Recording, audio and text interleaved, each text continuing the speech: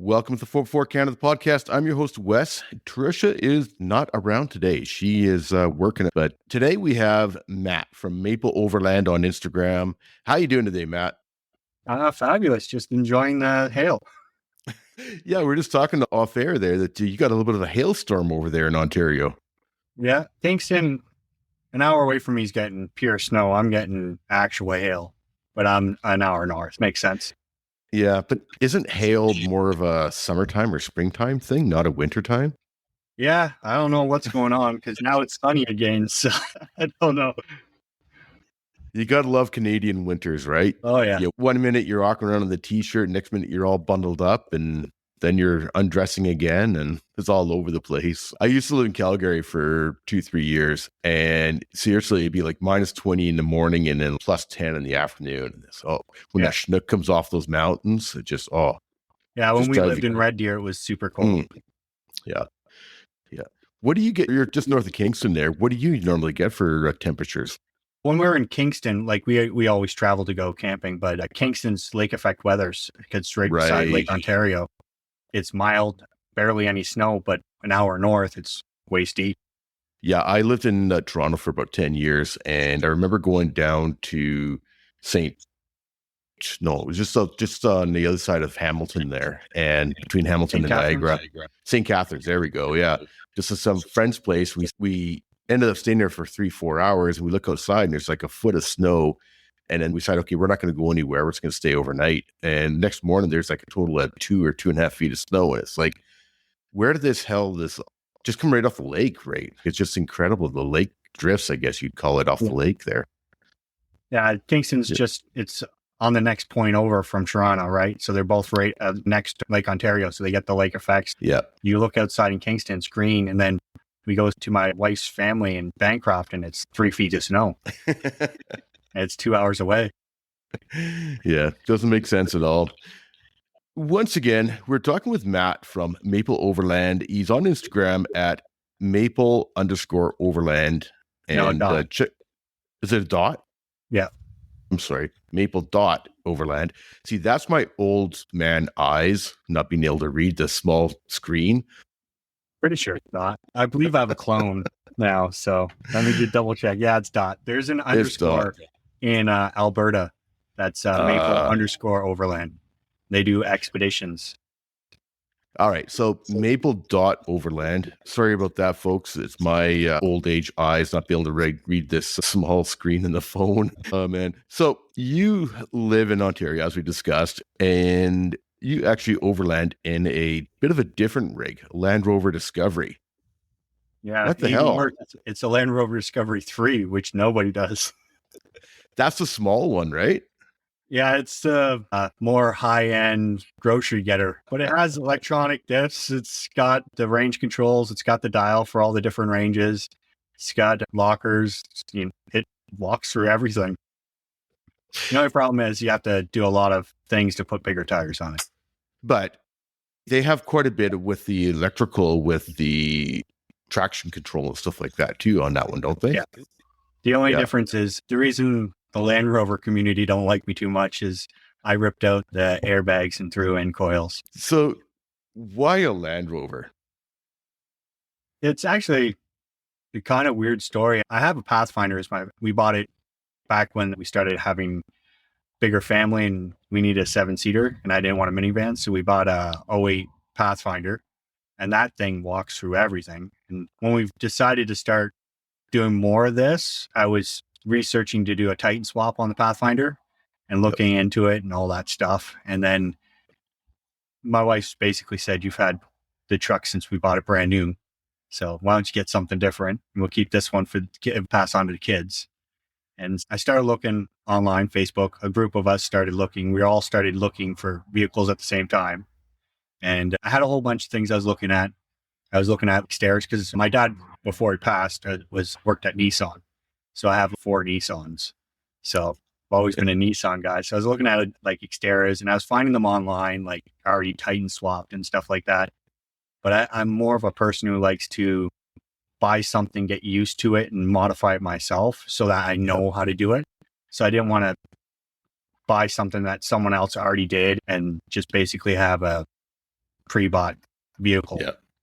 So I had a friend, Pocket John, and he found one. We started watching YouTube videos, and he found in Moab they use LR3s and 4s, and all you have to do is basically buy Proud vinyl rods. They're lifting rods. You put in it, Trixie airbags, and you get a 3-inch lift for free. So then I could focus more. I'd already had the lift, and I could focus on, like me, it's all about prep. So recovery gear was first, stuff like that, before just modifying the truck with shocks and stuff like that. So I could put my money into, I thought I could put my money into the gadgets before I had to do lifts and stuff. And so I had it on my phone to pop whenever I could find one that was under 20 grand used. And then we happened to be going to the trade show, the Toronto Sportsman Show. We go every year. And while we were there, one popped like 20 minutes away. And my only conditions is I didn't want a black one, because I've always had black cars, or a red one. And the one that popped was red. We went down that while we were at the trade show, we jumped down and test drove it. And then I offered a cash buy right there and then. And we bought the Land Rover. And then that's how the Land Rover, it's just, that was what it was. So the Land Rover name has been around for years, and it's famous as being off-road capable, especially all the Series 1, Series 2, and your Discovery and stuff like that. How do you find your Land Rover Discovery 3? I tried to buy a Land Rover 2, a Disco 2, and I really tried, and I kept getting almost there, and then people wouldn't sell them because they're actually really capable. The Land Rover 3, as long as you go the way I went, you're fine. And I've actually I think I'm helped 7 or 8 guys now do full everything I did to theirs, or somewhat. So like my friend Clint, he's got a blue LR3 Cal 70 on Instagram, and I go over there and we've been doing everything to his. So there's certain things that is good about them, and then there's the defaults. So if you look on my Instagram, you'll see where I had to do sleeve bearing replacements on the side of the trail numerous times. So the back is sleeve bearings, press sleeve bearings. So you need to fix it you need a bearing press kit, and it crushes the sleeves. So the first time it happened on the side of the road, a really nice guy, Frank, Overland, who's now in Calgary, he just moved there. He came, we broke down the side of the road, popped the tent, and then he was coming down to camp with us in the Masno. I have a sleeve bearing press kit, and caps is open. I'll stop, grab it. We'll meet up in the middle of the day, and we'll do the whole bearing press kit and do it right on the side of the road. So group of us, all the guys from Built Their Own, we all showed up, and we did right on the side of the road. We jacked it up, put it on some giant logs, cut the logs, put it on the logs, and did it right there on the side of the road. Now, while we're waiting for everybody, I'm in my tent on the side, like in the woods on the side of the logging road. And I'm on Amazon. I ordered a sleeve press kit. I ordered 5 sleeves, bearing sleeves. So in the Land Rover, in all the cup holders in the back are bearing sleeves. And I carry the press kit in it now. So I've done 3 on the one side and 2 on the other side. So the kit was home before you got home. Yeah. Actually, when we came home, it was on my doorstep. Yeah. Ironically, the following weekend, I used it on the other side. It's every vehicle, though. There's pros and cons to every single vehicle out there, whether you got a Heap or a Tacoma or whichever, right? Every vehicle has their issues. Yeah. So as long as you're aware of those issues before you go into it, that's the big thing. The thing I wasn't aware of, when we bought the Land Rover, it needed some things. And I thought, these are simple things. And when we do the safety, I'll take it down to the Land Rover dealer. It needs a special tool to get the fan off because it goes the reverse because it's British. It's a Jaguar engine. I was like, I'll just take it into the shop. No problem. It's a couple things. It's the pulleys needed to be changed. There was an air leak in the airbag. The brake lines were corroded. Like, these are simple things. It shouldn't be too much. Yeah, no. Land Rover, apparently, it's $2,000 before they touch your car because it's body off. Because the mechanics all want to work on it. They take everything's on the top of the Land Rover. So they lift the body off and they work on it while they're standing there. They don't put it on the lift. They just lift the body off. So it's $2,000 to take the body off. So when they told me that, I was like, I guess I'm doing a lot of YouTubing. So I've done everything that's done to that Land Rover, which I don't think there's anything left to do. I did myself with friends, all the Built Their Own guys. We were just Google something, I have pretty much every part you could possibly think of. I bought brake making kit, flaring kits, anything you can think of, I bought. And then, then the tires is another thing. You have to reroute to put bigger tires on. You have to reroute the line, and it's got this big blade behind the driver's side tire. You have to cut off the knuckles. You have to cut off, re-weld new knuckles. So I've always been an arts and crafts guy because I have 3 kids. And so it's just, I went and bought a welder. I haven't welded since like high school. And I was like, well, it's just a hot glue gun for men. So I just learned how to weld myself and did all my own welding and built a bumper on it, built a swing arm, everything myself, just learning myself, which has been a fun project. No doubt. Now, you mentioned airbags, and I know you ended up taking the airbags out on yours. Yeah. So the problem with the airbags, when they were in, the ride in that thing is you could fall asleep. The seats in it are amazing. Yeah. The ride is so smooth. Clint still has his airbags. So I've driven it. It's beautiful. And the airbags will adjust when you're going over terrain, and he's got the X lifter. So it's a special mod. So you can jack it like 50 inches. And, it does all these things, and a power squat to get through the mud and stuff. It's really good in all aspects, unless you winter camp. If you winter camp, airbags are not for you, because we winter camp here and sometimes it's minus 30 or whatever. And the air in the airbag slowly deflates. So when you're in your rooftop tent with your ladder, when the truck slowly deflates to the bump stocks, and if you have big tires, it will crush the molding. So that's thing. So it slowly deflates. And then when you wake up in the morning, your ladder's kicked out. So you have to jump out of the tent, reset up your ladder, and then redo your airbags. So that happened one winter. And then I was just like, and then I crushed the air reserve off-roading. And so I was like, you know what? Coil kit. Yeah. I looked at the airbag kit to redo it all because I had leaks in them and all that stuff. And it was $9,000. Then I went and looked at the coil kit. It's $2,000. So yeah. Coils, what it went. Yeah. The 4Runner Land Rover, and it has coils as well. So the Toyota 4Runner, they have a similar system called KIS or something like that. And same thing. A lot of people pull the airbags out of those too and replace them with coils, just because it's so stupidly expensive to replace the parts for them. Yeah. It's just not worth and then it, right? The upgraded off-road, the Bilsteins I think they're $2,400 each. Oh, the airbag Bilsteins. Yeah, it's a crazy. I'm not sure the exact price, but it's out there. It's just an extra thing that could go wrong, because when there's an air leak or something like that, the car, it's so much like electronics in it that the smallest thing will make it go to access mode and limp mode. And then like just an ABS sensor will put you in limp mode. Yeah. And the ABS sensors are inside the sleeves. So when you go through water, they get gunky. So I have 3 extra sets in the vehicles: dry set, spare set, and then the set if I go through a lot of water. So afterwards, when we get to camp, I'll switch out a dry set and just switch out, just so I don't have any issues.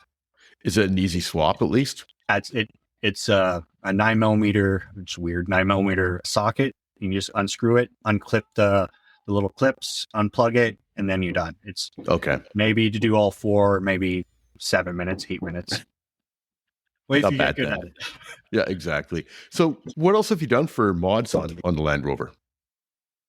So I had to cut out the knuckles, I had to cut out the fin, I had to reroute all the AC lines and stuff that go around the tire so I could put bigger tires on it. I did the coils, terra firma coils from Lucky 7. I did all my own skid plates, gas tank plate I bought from terra firma. 3 different bumpers now. This is my 4th bumper. I made a bumper. I bought a terra firma hidden bumper. And then I bought another Land Rover just for the bumper, the ABS bumper or whatever that is right now that's on it. And then I did the winch. I did a map delete, changed out. I can go on for days. Anything that you can think of that you can do to it. I built my own rear bumper, because the rear bumper for them from Australia is like $7,000. I got some cardboard, took it down to the under bumper, and then just did my little CAD with cardboard and then welded up my own bumper. And then I went to TMR, got their Beast swings And I had dual swings at one time. Now I have a single swing, built my own kitchen setup in the inside. And then that was too heavy. And then I pulled that out and then bought Northern Ridge. Then my wife couldn't get into the fridge. So then I had to build a sliding slider on top of the slider for the fridge. And then she didn't like that. So then I made it so it tilted and dropped. So then I did that. Rerouted all the power. So it's got solar on the top and ripped out the rear the 7 passenger seats, ripped those out, put a platform down, put in a LiPo 400 amp hour battery, ran that so that engine will power it. And then the solar will power that.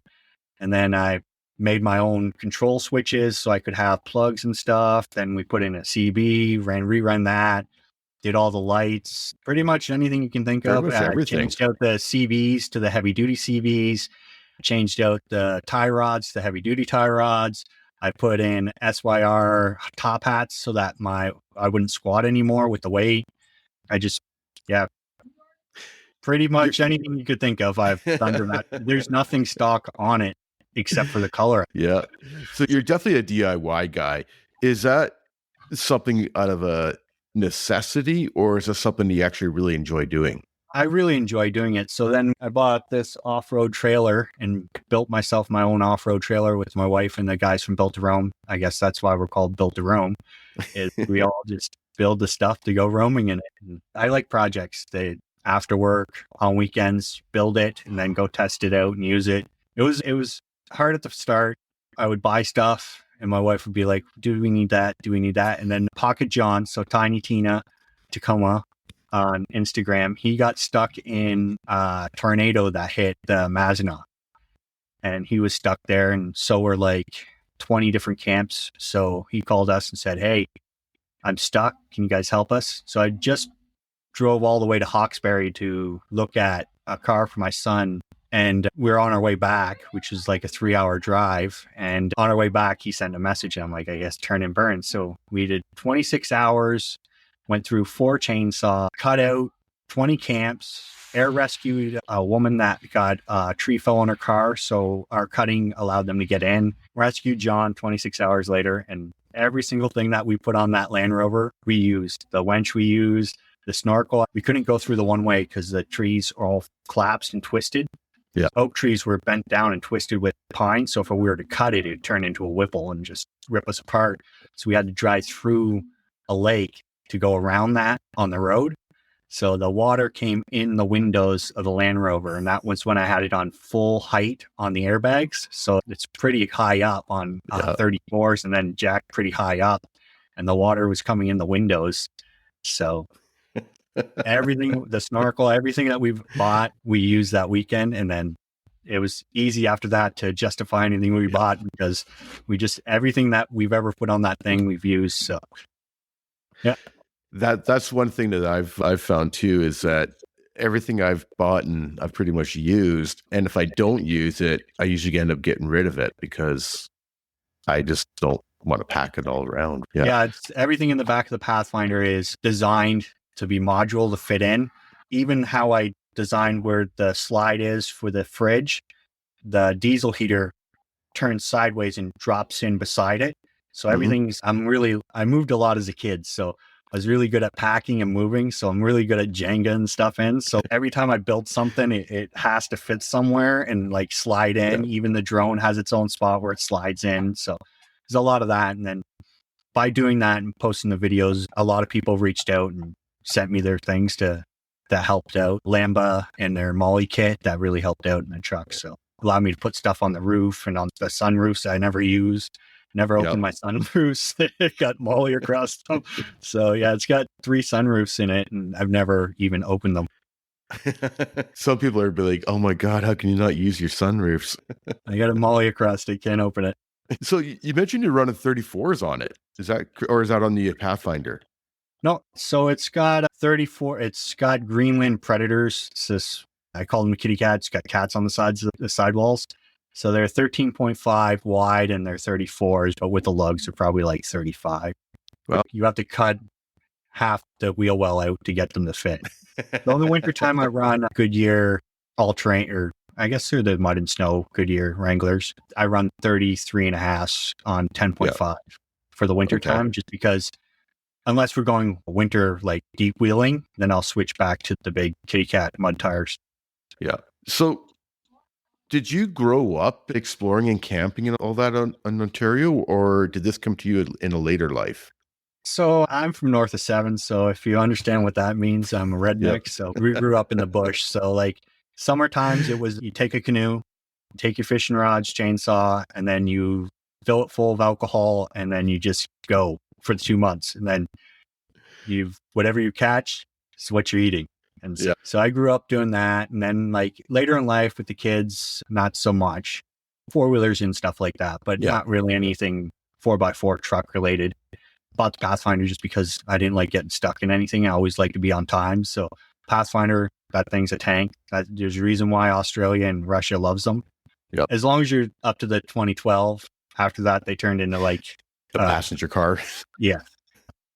Yeah. So during COVID, we started tournament kayak fishing. So we would go fishing and kayak fishing. And then the overlanding was like, it was just like a fluke thing because the group that I roll with, we are all together from another hobby and it's always camping.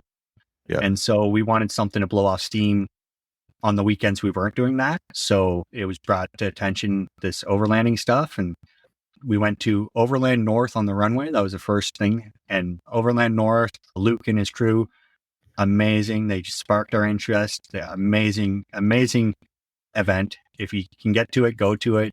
You won't be disappointed.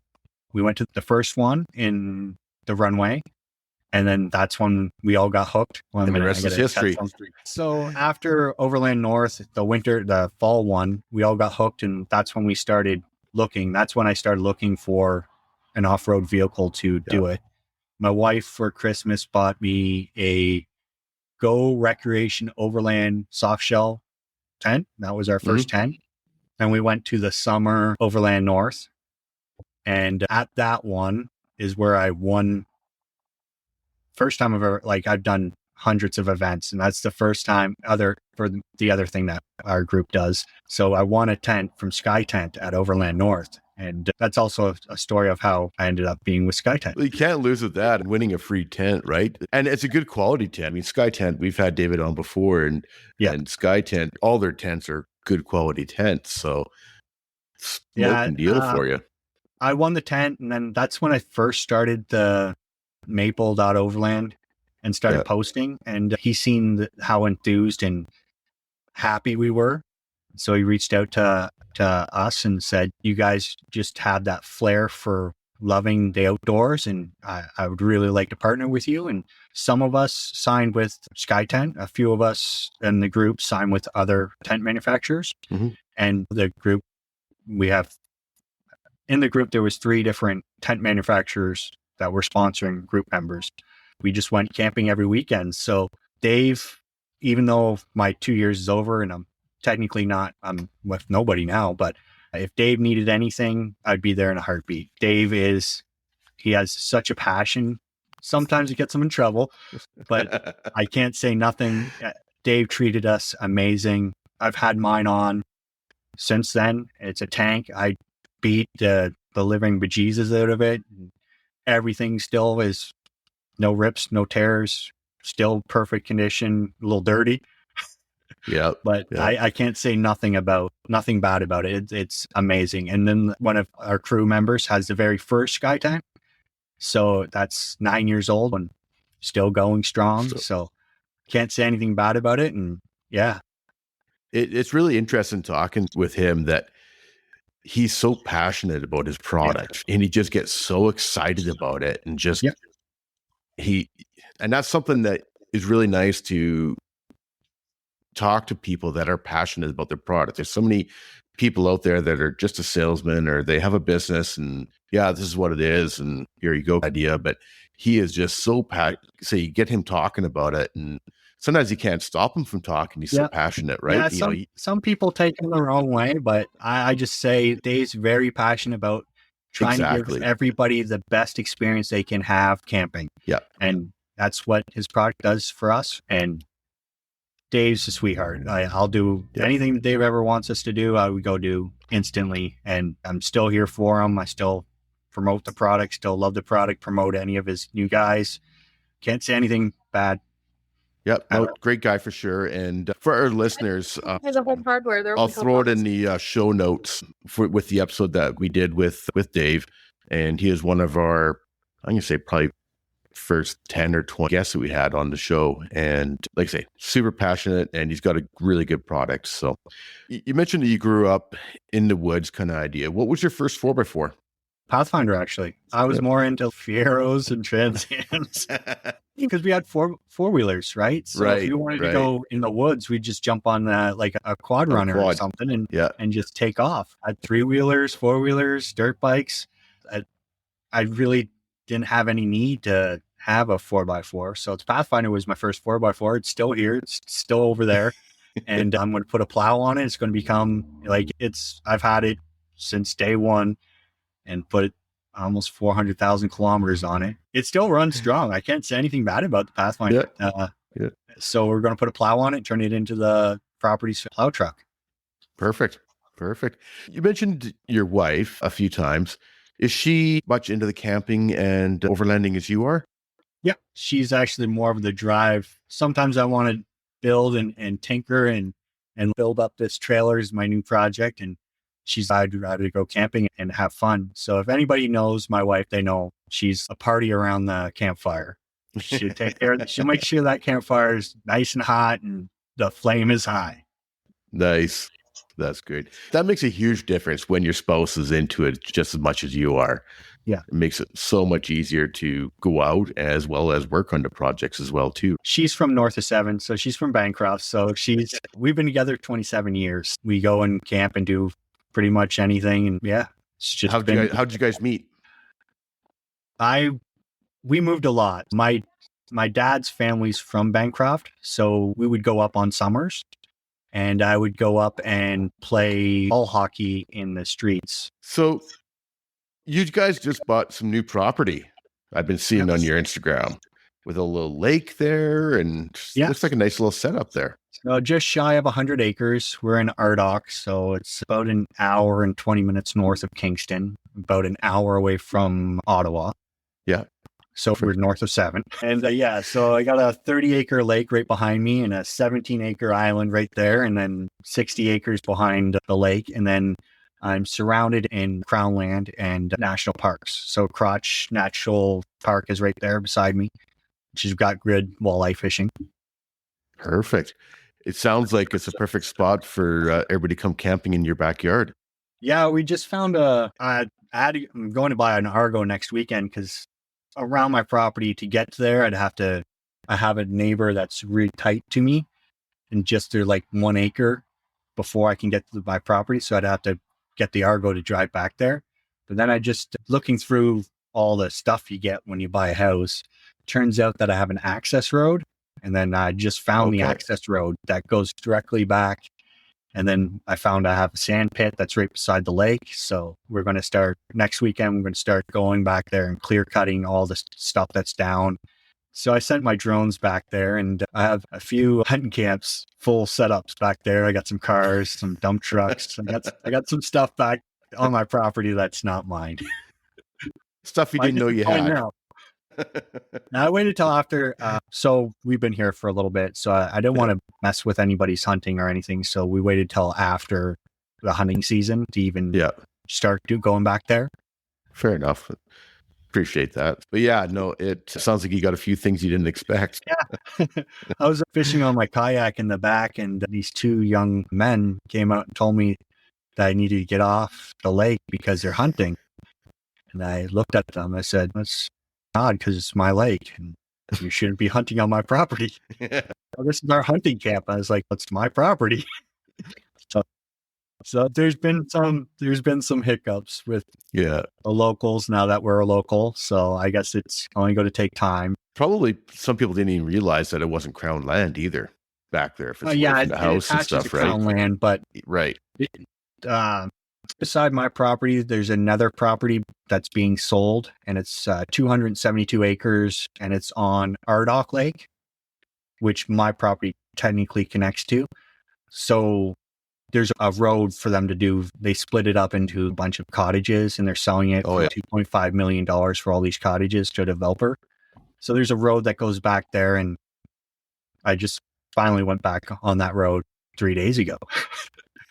And yeah, I found the gate back there, but I seen the 4-wheel trail that goes around the gate that goes through my property. I guess for years, it's been the people who used to live in this house only use it as cottage, and they lived in Ottawa. So they only came down like maybe a couple times in summertime. So it's been nobody here for 10 years. Yeah.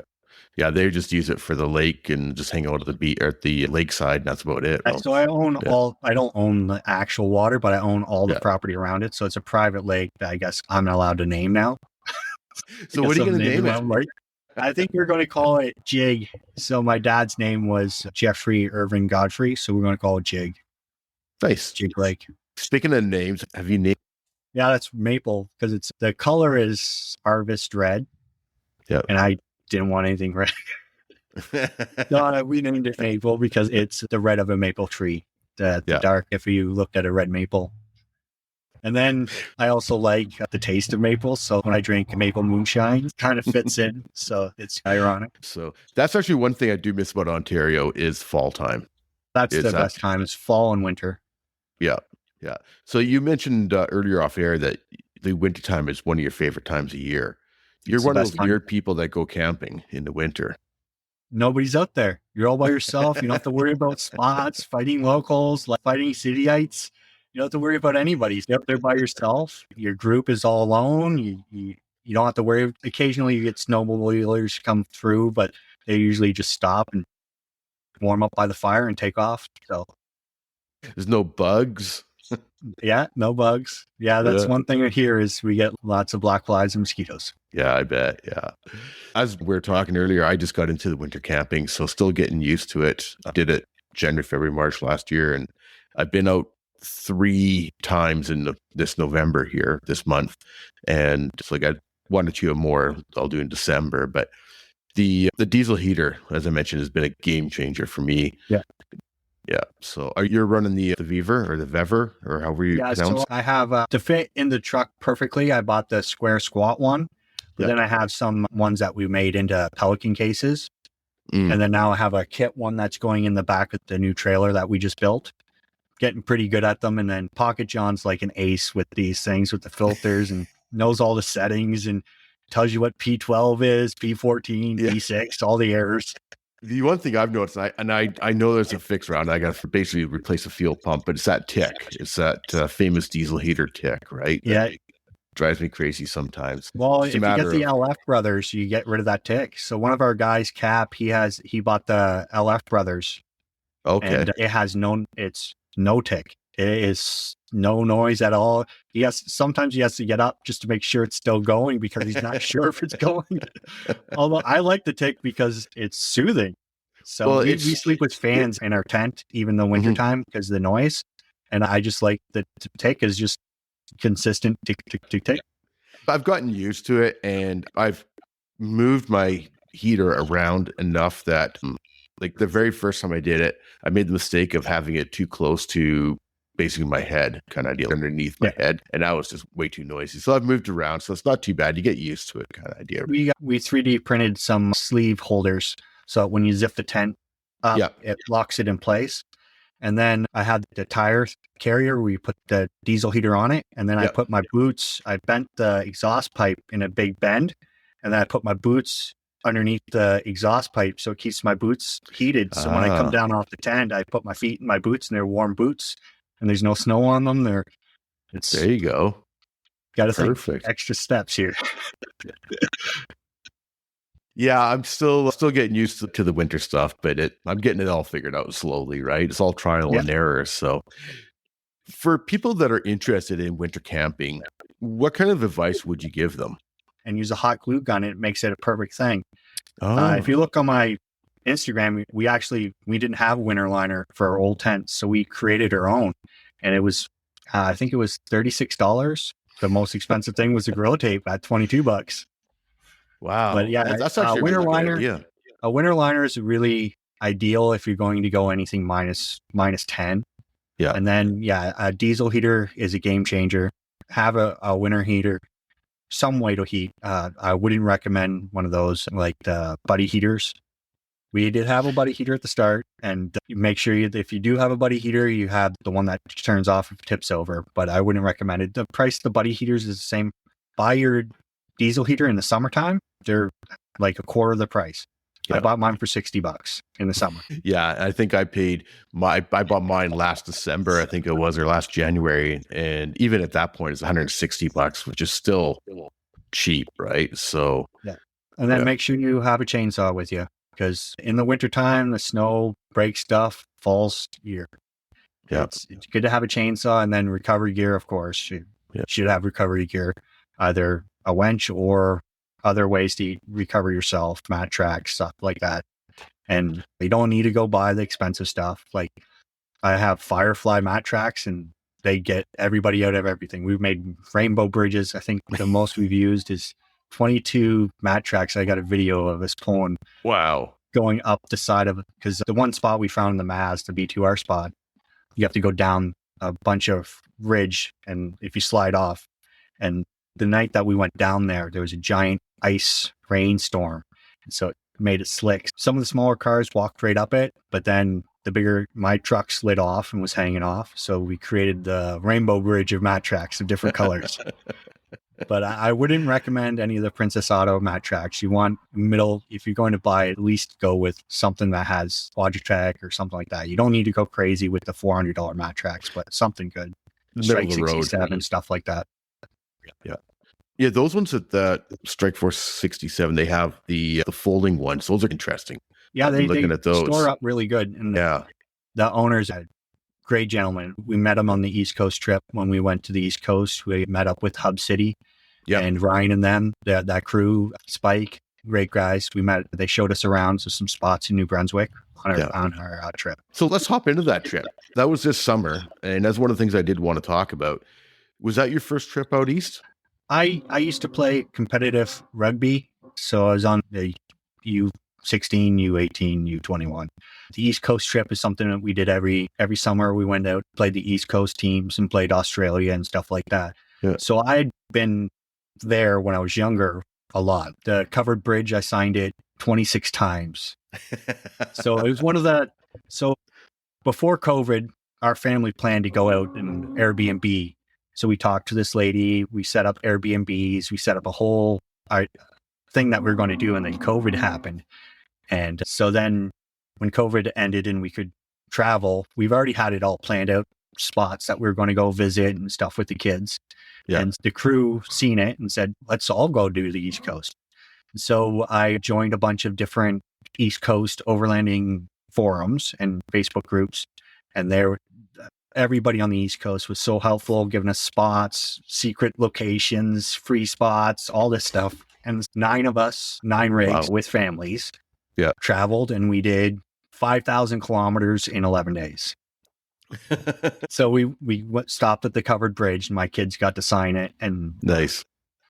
Unfortunately, they paid it since then, so I signed it again. I did find 2 signatures of mine from a long time ago, but they're the ones that we leaned over and around it to sign. But we put the stickers on it, and then we went to Peggy's Cove, and we put the Built to Rome sticker, my sticker, and we signed the door up at Peggy's Cove. And then we did the Cabot Trail, and we put our stickers and signed the high overlook spot. But yeah, unfortunately, when we went, it rained 9 of 11 days. That was they had so much rain in Halifax that people are using canoes to go down the roads. Yeah. So Murphy's Law, right? Yeah. It was a lot of driving. Our plan was drive 500 kilometers, drive the distance of the worst vehicle on gas, which was mine, and then stop at different spots. So we had numerous spots in case we didn't make it to a certain spot. So we had a full planned out. I think I posted it. It's got 90 different pings of spots. And then we met up with the Hub City crew, Ryan, who we met. He was vendoring for Venture Trail gear, which I have a bunch of that stuff on my rig and love it. So we met up with the Hub City guys. They took us to Ranger Camp, to Crooked Creek. Some of the crew went to Martin's Head. And yeah, the Hub City guys really showed us hospitality and showed us around, showed us great spots. Some of them were a little fun to try to get. So one of the people had a Volkswagen Altima. I think that's what it's called. Oh yeah, The brand new one. So it's like $114,000 car that she put a rooftop tent on it. So getting that into Ranger Camp, which is like almost all water and stuff, that was interesting. But it was a great spot once the rain once you got there. pulled away. Well, yeah, once the rain pulled away and we had a bonfire that night, group of us all around the fire on the lake there. And then in the morning, it was beautiful, the lake. And then we went to Crooked Creek, cold river, comes off the mountain into the ocean. But it was a beautiful spot. And yeah, we're thankful that they showed us those spots, and they're amazing. And can't say enough about Hub City. They're a great crew. Yeah, I definitely want to get out there. I have visited the East Coast a couple times before, but I definitely want to get out there. And I would probably end up flying out and get Ryan to pick me up somewhere and head out with the gang. But it's just so beautiful on the East Coast. And the people are, every time I've been there, the people have been absolutely incredible. Yeah, my bucket list was the Cabot Trail. That's the only part that I'd never done is the Cabot Trail. So we finally got to do it. Unfortunately, all my family is afraid of heights. So we're going up the Skyline Ridge and all that stuff. And so they put pillows against the windows. The only video I have, because I was asking them to take pictures and they wouldn't. The only video I have is the cameras I installed in the truck on the front and the back. So the minute we got done, we stayed at Meat Cove and Wreck Cove. And the minute we got back down, I pulled out those cards and hid them away to watch later because I was driving and I'm driving on the side that's the mountain. So all you're seeing is the mountain on those sides. So on the other side was all pillows. Oh, that's too bad. But still, excellent trip by sounds of it. Yeah. We stayed at Blomidom National Park. That is a gem. It's at the top. The tidal wave comes in and pools in a giant circle at night. Oh yeah. And then you drive down to the bottom and the water goes out and you can walk out there, and it's got burnt cloak islands. So it's identical to Hopewell, but free. Nice. We also went to Hopewell. So we did both. That's a lot of driving for 11 days. You're a good full day there, at least a day or a day and a half just to go out to the East Coast, right? Yeah. So we drove, the first day was 11 hours, and that got us to a dam in Quebec, which is right on the border of Quebec and New Brunswick. Yeah. And then we drove into Alma, and that was like 5 hours. And then after that, it was just pretty much 6 hours of driving, stop, explore, camp, then the same thing over and over again. Fortunately, the good thing is with the rain, the driving was just driving in the rain. So it worked out that all of our driving was during rain. It's a little wet though. That's why I built this trailer, is because the kids were in tents, and the tents we bought, they leaked. So we had to stop at a Walmart and pick up this other tent that we still have, which never leaked.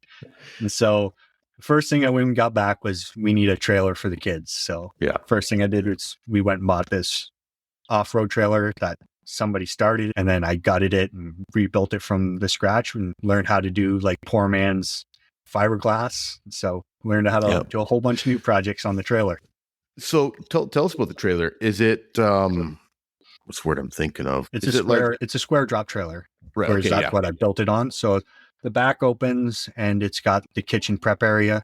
And then I built a big steel diamond plate box on the tongue, which has the same Northridge sliding. It's the kitchen sliding thing. And then I got the Princess Auto Super, the big fridge for it, which we bought for the trip.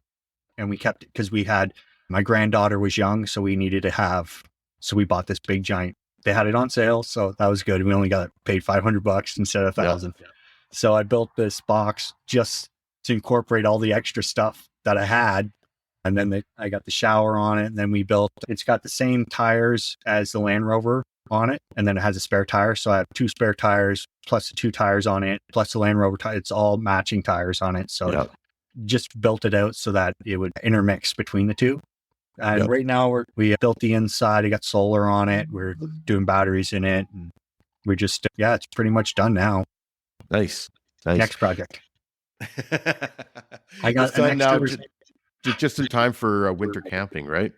Yes, the trailer will be if the kids come, we'll take it Right. to go winter camping. It also allows us to park the trailer and wheel more versus just overlanding. It'll allow us to explore more with some of the groups because we volunteer now, volunteering trail, being the trailhead or the trail rear with all of our comms and stuff. Now with the trailer, I can just drop the trailer and then in the morning we can just roll out in the landy. Yeah. Yeah. Nice. So what are some of your favorite camping meals? I'm Friday night steak guy. Every There Friday we go. night I cook a steak on cast iron with butter. I have to cook a prime rib off the trailer. I even do it now. I go outside. I cook my cast iron.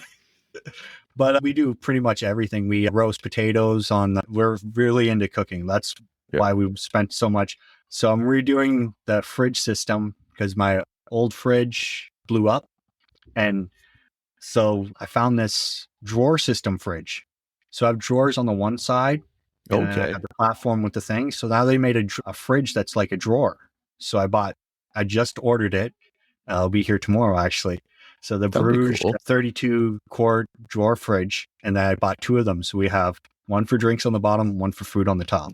And There we it's the go. exact same height as the drawer system on the other side. So now it's actually more compact and convenient. I'm all about I measured it, made sure the diesel heater fit on the backside of it. So we bought another fan just for the fire. So to stoke the fire, we have a DeWalt fan just for that. So now Right. it allows me to bring that bigger DeWalt fan in the back. So I'm all about making sure everything fits perfectly in the back of the truck. Yeah. Yeah, for sure. So I've just started getting into more elaborate cooking when I've been camping this year. I've really been pushing myself to do more than just mac and cheese or smokies and stuff like that. And it was different when I was with my ex and she would bring everything and we would cook stuff, but I got out of it for a few years after, and now I really pushed myself into just getting into the cast iron stuff this year as well too. So that's been, when we did a lot of the trade shows and expos with Skye Tent being sponsored by them. So we'd go to a lot of them. So I got to see a lot of the new stuff coming out. Yeah. Spend a lot of money. That's the problem. The good thing is you get trade show prices. So I do miss it because this will be the first year I won't be at any of the trade shows, but we got to meet amazing people. And I got the Jack Scullett cast iron in different companies, met the owners, met the stuff that they have. And yeah, so we're big into cooking and the whole group is, so we all push ourselves. That's cool. We do potlucks. So it's always about who's got the coolest. One of the guys, Adam, has now an oven that goes over his stove. So now he's doing pizzas and stuff like that. So you got to keep up with taco sauce only. Yeah, my friend Terry Ann, she explores off road. She's got an oven, and I don't know if you watch Wayne from Just Jeeping Adventures. Yeah, he got right into the cooking stuff, and I've been out with him a few times, and some of the meals that him and his wife cook up are just like to die for, right? So it's something that's definitely got my interest. I noticed going to some of these events, you almost don't have to cook; you just go from camp to camp.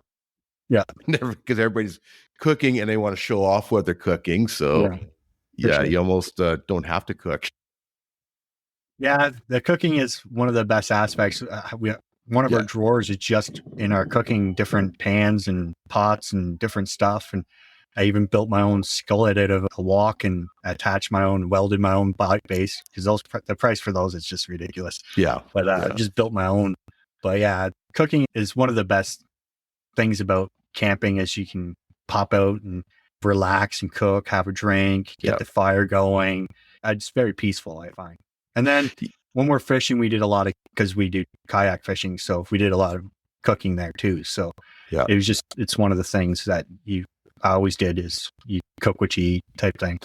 In regards to the fishing, I haven't had much luck the last couple of years in regards to the fishing, but I also haven't been really super trying hard. But you guys got more pike and stuff like that over there, right? I'm pretty much in the world of muskie fishing and pike fishing. Like all the major lakes, the top 5 lakes are like Stokoe Lake is not even 25 minutes from me. And then Rice Lake is right over there. I got Murrah Lake right over here. So some of the biggest muskies that have ever been caught are in lakes that are not even 30 minutes from me. And I'm in the kayak muskie world or North American fishing tournaments. And I actually like catching the bigger fish in the kayak. It's a lot more fun. Yeah. I even did the Golden Series in November in kayaks in the Golden Series with Dave Suzuki and all them fishing for walleye. So we're walleye fishing in kayaks with all these guys in the big rigs flying by us in the upper reach in Picton, Deserano right here. So like world renowned walleye fishing or pickerel, depending on how you want to say it. It's walleye to me. Yeah. Yeah. I did a bit of fishing when I was living out in Ontario, and my best friend, he lived out in Consicon, which is just halfway between you and Toronto. So we would head out north of 7 and do some fishing. But I just started getting back into it again this year and started doing a little bit of fly fishing and from the kayak and that. Yeah, Dan's doing a fly fishing for trout right now, and he's tempting me, but got to do finish the house, and then I can start doing some fishing trips. But he's out there right now catching some browns on Trent. So, oh yeah, it's great out there. There's actually in Kamloops here, we've hosted the World Fly Fishing Championships at least twice, if not 3 times, in the last 25 years. So we've got some really great fly fishing out here. Yeah, I'm not really into the fly fishing. I'll go do it, but yeah, he keeps tempting me with that. He just sent me a video. I'm actually looking at the video right now. Some of the browns he's catching. Nice. Yeah, it's something I definitely need to practice more and learn more about fly fishing for sure. So I've got some friends that are right into it. They said they'll take me out next year and do some more and teach me a bit more about it. So when you catch your fish and you're cooking it up, how are you preparing your fish? What are you doing? Are you just putting it on there, say with a bit of butter, or how are you eating your fish? You take fishy crackers. I take fishy crackers or crumple them up and make a little batter and then put a little oil in and then cook it in the oil. But I'm really into the battered, creating different things. So then fishy crackers or like the vegetable crackers, I find give the best crunch. And I'm weird. I like the back of young pike, the back fillet. A lot of people like pike. I like pike. So. Yeah, I was going to say it's a bit of a different and acquired taste from what I can remember, but yeah, I'm not a real bass guy. I don't even care to go fishing for bass. And it's the only tournaments I don't enter bass tournaments. I enter all the other tournaments, but I'm not really a bass. I just find that you throw anything and you catch a bass. I like the harder thing to catch. Like the muskie. Muskie is exactly what it is. To catch a muskie, you really have to really tempt it to get it. And if my memory serves me correct, muskies, if my memory serves me correct, they're fighters too, aren't they? Even a small muskie is going to be over 20, 25 inches. Yeah. So no matter what, a muskie is going to fight. And then with a muskie, it's you want to quickly fight it. You don't, because they take a lot to recover. So you want to catch the muskie, get it back to the boat as quick as possible. And if you're not keeping the muskie, if you don't have a sports license or something like that, and release it, you want the least amount of strain to get that fish. Yeah, so it can recover. And I don't eat muskie. I just catch it for the tournaments and then release it. Pike's good. You have to come out one day, I'll do some sturgeon fishing. I've always wanted a sturgeon fish. Yes. I've done it a couple times. It's interesting. Those things are dinosaurs. Yeah, it's the same thing. Like you got to get a sturgeon as quick as possible to get it. Get the hook out and then release it as quick as possible. It's the same thing. It's a big fish. It's just a really big fish. Really big. Yeah, they're basically dinosaurs the way I look at it. But it's here I catch gar pike and I've had a gar pike that's about 14 foot jump into my kayak that's bigger than my kayak. Yeah. So I have another channel, which is Cobra Kayak Fishing. And there's some videos of gar pike jumping into the kayak. And some of the gar pike are massive. They stink, but they're a good fight. It's a hard fish to catch. But once you know how to catch them, they're actually an easy fish to catch. Once you figure it out. That's one thing with the overlanding crowd I've noticed is that a lot of times it's not just the overlanding, but a lot of times there's so many other things that we do that are relative to it, whether it be the kayaking or the fishing. To me, I had to make sure that my whole rooftop tent thing worked well to handle the kayaks as well too, right? Like my whole rack was designed to handle kayaks first than rooftop tent. And same thing, there's lots of mountain bikers that are into the overlanding scene, and there's so many different outdoor things that we're into that just tie into this whole overlanding thing. The overlanding, when it was brought up to our group from our other hobby, so we put on massive events for airsoft and paintball, which is all camping. And then when this was brought up, it just fit in so well. We've turned so many of so we'll show up at our events and we're hosting an event with all of our rigs, and we'd see one rooftop tent be bought, and then 4, 5, 6, 7, 8. Now we're seeing about 20 or 30. Like, it's really because you go to an event and you're camping all weekend, there's 4 or 5 years and you got a 12-man tent. You can never fit the tent back in those bags. So you got 2 goalie bags, with the one with the bars and one with the canvas. And so with the tent on the truck, everybody's, this is the way to go. And so it was the same with the kayaking. With the overlanding, I can get into lakes that nobody fishes. Exactly. And get into spots where nobody's ever been before. And then I'm on this lake and I'm just cruising around with kayak, and I'm pulling this monster, and it's 43-inch pike. This is crazy. And then you're looking around, there's nobody fishing this lake, and you're like, this is amazing. Yeah, it's like I say, I designed my rooftop tent rack so that my tent is basically a cab high, and then the kayaks go on the rack above that kind of idea, right? So it's interesting how the overland community is such a broad spectrum of users. Yeah, it's quite interesting that way. Yeah, my friend built an adventure trailer, so that's my next thing. So he's got his dirt bikes underneath, and then his tent above it, and then his kayaks on top. So I was like, I like that. And so I'm picking up the Argo for the property. So I have this extra Skye Tent. So I'm going to put the Skye Tent on the Argo on the top of the moose bars on the Argo, and then the kayaks on top of that. And so now I got an Argo, put it on the trailer, drive it to a place, drive out with the Argo, go wherever I want to go kayaking, and then set up the tent on the Argo and never have to worry about putting traction boards to make level. I got the tent trips. Exactly. That's awesome. So that's my next project. That's so cool. On your Instagram, I did notice an event called Overland Waypoint. What's that all about? We go to these different things, and we go meet these clubs, and we go on these trail runs like these. They're basically rookie runs or whatever, and we volunteer and help them. But it's usually you're driving like 6 hours to the trail, then you're driving 4 hours on the trail, and then you're driving home. One of the place that we used to airsoft was a hospital, and it got shut down. And one of the guys that we know bought 300 acres in Kidmount. So Ontario Off-Road 4x4 Federation, there's a bunch of trails, and Kidmount is in the middle of 5 or 6 trails that are less than 20 minutes away. So it's already all set up he's got about 28 kilometers of off-road trails on the field itself. And then he's already got all the parking lot, the washrooms, everything's already there. So we thought, why don't we do a community hub, a place where groups can go do their trail run, but then come back and camp the night and then talk about their trail.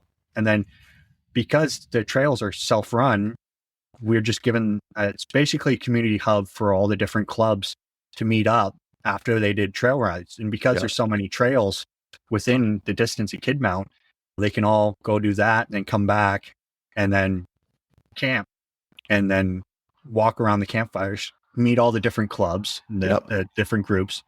So it's not like an expo or Overland North or anything like that. It's more of the different clubs have a place. So we reached out to ATV clubs so they can come and they can camp.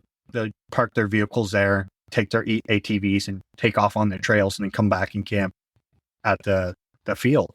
The compound is in Kidmount, and the other good thing is 7 minutes away is Furnace Falls. Furnace Falls, if you've been on the trail and you're covered in mud and dirty, you can go sit in the falls in Furnace Falls. I posted a bunch of pictures and videos, and it's basically waterfalls that you just sit in and just wash away. Nice. And it's 6 minutes away from the compound. So we did a trial run last year or this year, and we're going to do it next year, same time, July 20th, that weekend. And basically there's numerous trails and clubs want to come and camp out, and they can. And we have archery there. We have, if you want to shoot airsoft guns or paintball guns, there's that. There's axe throwing, stuff like that. The field is fully maintained. It's got porta potties, all that stuff. And Perfect. just it gives people a good place to meet and relax after doing a trail run versus driving 6 hours back to Toronto or 7 hours back to wherever. Yeah, exactly. Yeah, so if any of our listeners are interested in that, Matt does have the link on his Instagram, which And is the waypoint was another thing that we created. It's slowly getting traction. I don't know if you know what mesh tactic or a lorry system is. no. So I got one here. So we build these, and they're basically called the waypoints. Okay. Yeah. We've 3D printed it and put all the stuff in it. So what this does is this allows me to communicate with my cell phone to anybody who has one of these in airplane mode with no cell phone, no nothing. Yeah. We can talk back and forth. The other good thing about it is it's GPS. So if you go wheeling alone or whatever, and you don't reach out, nobody can get a hold of you. I have your GPS coordinates of where you are. Yeah. And I can give it. So it's basically a communication node that is not through the normal ways of communicating. It doesn't use cell phone or anything like that. And then we build other ones that are solar powered and we put them up. So the more nodes that there are out there, the better these ping off each other. If you're just in like the mountains, they got about a 10-kilometer range and it uses your cell phone with no signal. So there's an app that you download. It's called Mesh Tactic, and it allows you to communicate between each other. And then if you have the node system, it allows you to communicate. I communicate with people all over the place. Yeah. So we've been giving these away at the event. And then basically the more people that has them, the stronger the mesh is, the more we can talk. But other companies make these and they're like $500-$600 and they don't have the same range. You can build this yourself. This thing here, you can build this if you have a 3D printer. You can build it for $40. Perfect.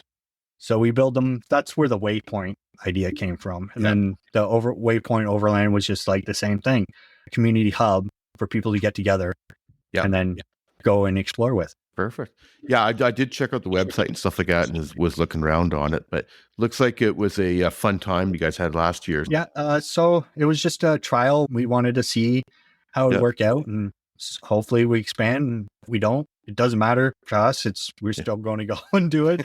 And if people want to come, and it's there for people to use if they want. It's a good thing for clubs because we got Scotch Line, we got OD Trail, Wagon Road. There's so many things around Kidmount that it's every year. Some of the biggest expos are in Kidmount. So Northern Lights is in Kidmount, so forth. So it's the same spot, same area, same trails. It's a thing that we created. Basically, we're all about community and same as all of our group. So Waypoint was created by Built to Roam's crew and all of our crew, we volunteer at different events. So if anybody needs us, we'll volunteer. That's all. We're about community. That's the one thing with the overlanding world, as I have found that the community is big. It's been amazing to us. I've had numerous conversations with numerous people about it, and that's one thing keeps on popping up is the whole community aspect of it. And it doesn't matter whether you're talking community, just sitting around the fire with some new people, or going to the events and stuff like that, or seeing people out on the trail and that. It's just everybody seems to be such a positive thing, right? So once again, we're talking with Matt from Maple.Overland. He's one of those weird people that drives a Land Rover. But we don't hold it against him. Sounds like a neat little rig. And you can check him out at Maple.Overland on Instagram. And there's one thing I did forget to ask. Is there any other companies or people that you want to give a shout out to? Yeah, like I've had a lot of people help me along the way. So Tactical Overland in Alberta, Brandon, he's another Land Rover guy. That's how we met. I post a lot on the Land Rover forums and a lot of people are doing what I did. Yeah. So I sparked a lot of interest in those groups. Locally, I joined Ottawa Valley Land Rovering, which is the largest North American and oldest North American Land Rover community.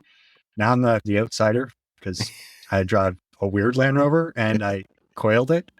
So I'm a little bit of a black sheep in the group, but they've been amazing, very helpful. And then, Lambda Dynamics, they built all the Molly systems for my Land Rover. Rob's an amazing guy. And then Dave, Skye Tent, great. Like I said, amazing guy. I'd do anything for him. He's always been there for me. And the product, mine's a tank. I basically beat the crap out of it and just goes through anything. And like the awning, I'll put it up in a blizzard with no legs. I never put my legs down, put it up in a blizzard. People would just walk by and they're like, this thing's not going to collapse. I'm like, we'll see. And then in the morning when there's this collapse and that thing's still up, they're like, wow. I'm like, it's a tank. Yeah. So yeah, can't say enough about it. And then we've been fortunate to be a part of a lot of different things. And like I said, if you've ever wanted to go out to an event, Overland North, Luke and them, amazing event. The only thing is when you go to it, you're going to get hooked and you're going to, it gets expensive, but you will be hooked. And Luke and them and all the volunteers at Overland North are amazing. And then recently we've been helping Dan, who's right now fly fishing. He's created a base camp by nightfall, which is an expedition that shows and teaches people how to get into the overlanding and rolling community. Dan's huge in the off-road community. And he just created the base camp by nightfall. We volunteered for that. And then Adventures Unexpected, which was BK Overland Adventures. Brett and Tessa, they host free events for people to go out and meet and stuff like that. And Brett is a wealth of knowledge, both in building stuff and in trails. Yeah. Actually, I'm interviewing them next weekend, I believe.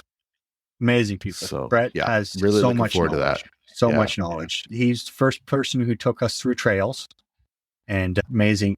The amount of knowledge in that guy's head is unbelievable. Super. And then he builds everything. His builds are, you just stand there all day, and inspired me to build a bunch of stuff. And then same with Dan from Base Camp by Nightfall. If you need to build something, he's another great guy for that. And they both run amazing events that we go and volunteer for. Yeah. And winter camp with them. That is great. Great shout out to some wonderful people. I've heard a lot of the names, and unfortunately I haven't met a lot of them. I think Trisha probably has, but definitely a great bunch of people by the sounds of it, for sure. So once again, we're talking with Matt at Maple.Overland on Instagram. The last question we ask every guest, Matt, is what Canadian would you like to listen to on the Before Canada podcast? I don't think you've ever had him on, but I think Dan Novak from Base Camp by Nightfall, formerly of Beast Road, but he just created his new business called BXN, which is Base Camp by Nightfall. But Dan is just an amazing guy, absolute sweetheart. That guy will give you the shirt off his back, be there for you, do anything for you. If you broke down, he'll wheel out to you. Just an amazing guy. I go and help at his property and do it, volunteer at his things. If that guy needs me for anything, I'll be there in an instant. Great guy. And then Sharon is another sweetheart. So Dan and Sharon are great people. Definitely heard a lot of good things about Dan, for sure. I know Trisha and I have talked about it a couple of times about reaching out to him. So definitely want to get him on board. Once again, thanks, Matt, for coming out. I know it's hard to believe that it's getting so dark so early over there. Yeah, it's I think it's -10 right now outside here. The hail finally stopped. Oh, there we go. Again, I like the winter, so I'm sitting outside on my deck. That's awesome. Thanks for joining me tonight. It was a great conversation, and definitely can't wait to meet up one day when I do get back out to Ontario. Yeah, if you're ever here, let me know. Come stay on the property. Wheel out the trailer. You don't have to do anything. Just jump in the trailer. That's or perfect. Take the hour going to kayak. If you want to go fishing, then we're going kayak. Take it for a spin. There we go. Perfect. Awesome. Thanks, Matt. Once again, for all listeners, check him out at Maple.Overland on Instagram. And I look forward to talking to you again soon. Yeah, appreciate it.